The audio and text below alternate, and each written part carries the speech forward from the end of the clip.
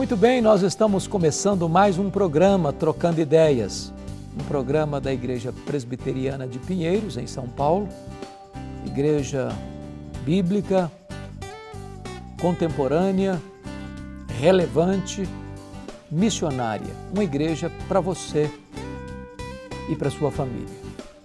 Esta igreja é pastoreada pelo reverendo Arival Dias Casimiro, amigo precioso, homem de Deus, um líder extraordinário, um homem que tem levantado a visão para que a igreja alcance as nações com o Evangelho. E esta igreja está de braços abertos para você, para sua família. Venha nos fazer uma visita, traga a sua família. Vai ser algo maravilhoso para nós receber vocês em nosso meio, para juntos caminharmos a belíssima carreira da vida cristã. Este programa tem como objetivo responder perguntas que nos são enviadas.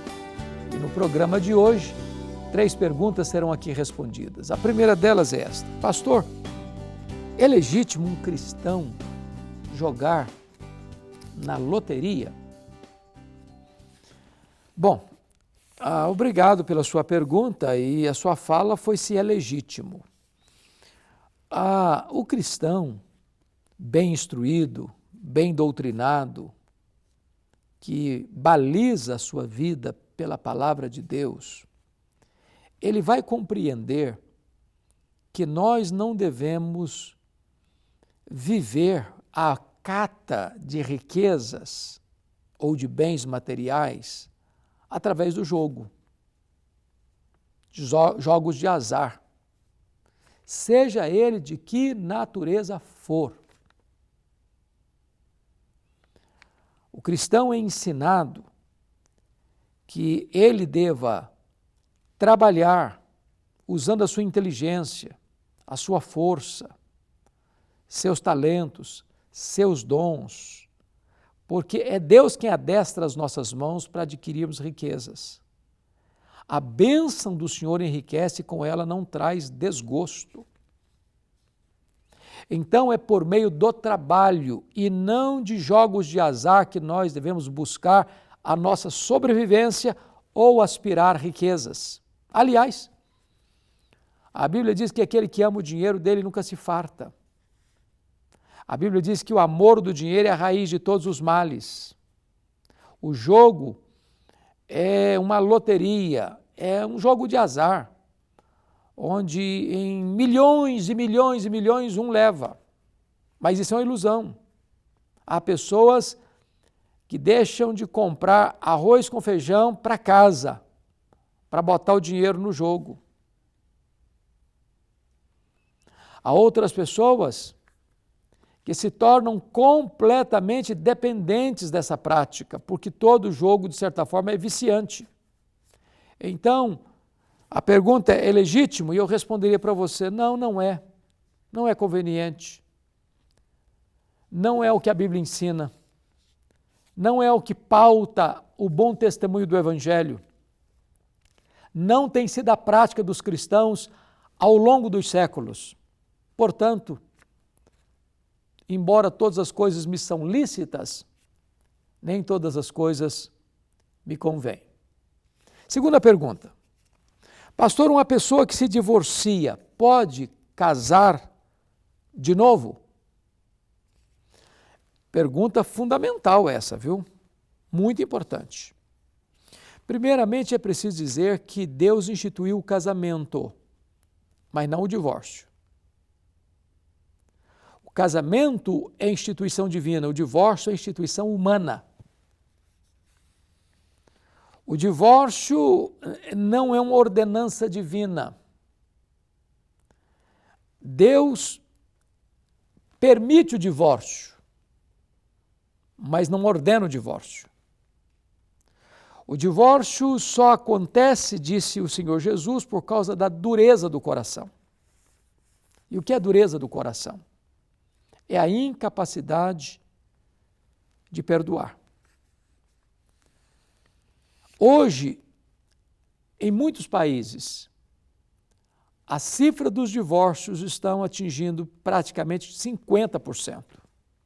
De cada 100 casamentos, 50 são desfeitos.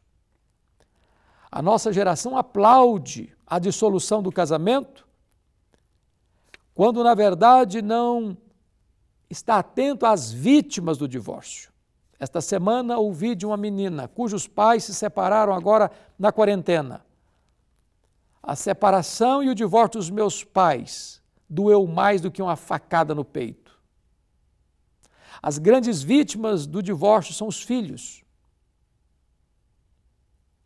Se nós discutíssemos um pouco mais o que é casamento, entendêssemos melhor o que é casamento, nós teríamos menos divórcios. Porém, só há duas cláusulas no Novo Testamento para legitimar o divórcio, abrindo então possibilidade para um novo casamento. Primeiro, infidelidade conjugal. A parte traída pode, não deve, pode se divorciar. E se for esta a causa, é possível casar de novo.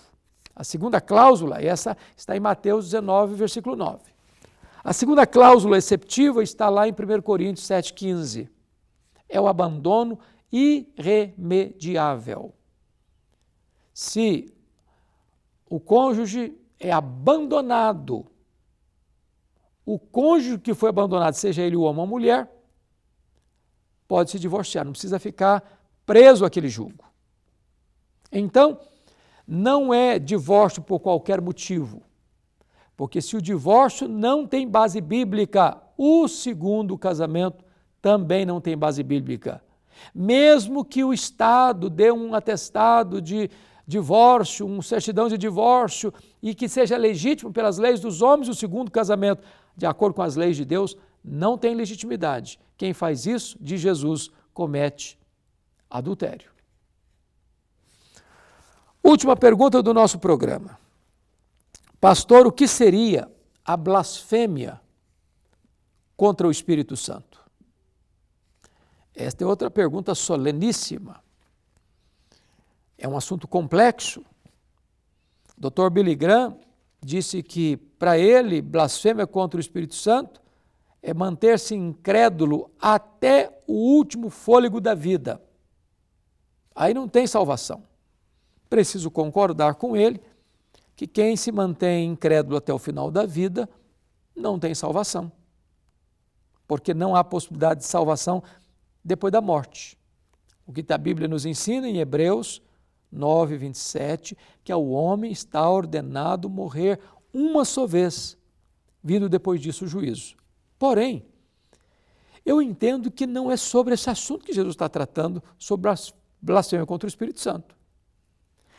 O que está lá no texto é que a blasfêmia é cometida por aquelas pessoas que, embora conscientes, esclarecidamente, atribuem uma obra de Deus, uma obra de Cristo, realizada no poder do Espírito Santo, ao maioral dos demônios. Quando esses fariseus disseram que Jesus expulsava demônios pelo maioral dos demônios, pelo poder de Beelzebu, como se Jesus estivesse, e o Espírito Santo estivesse associado aos demônios para fazer a obra. Jesus diz que isso é blasfêmia. É atribuir uma obra de Deus a Satanás. É dizer que Jesus está inspirado não pelo Espírito Santo, mas inspirado por Satanás para fazer o que fez.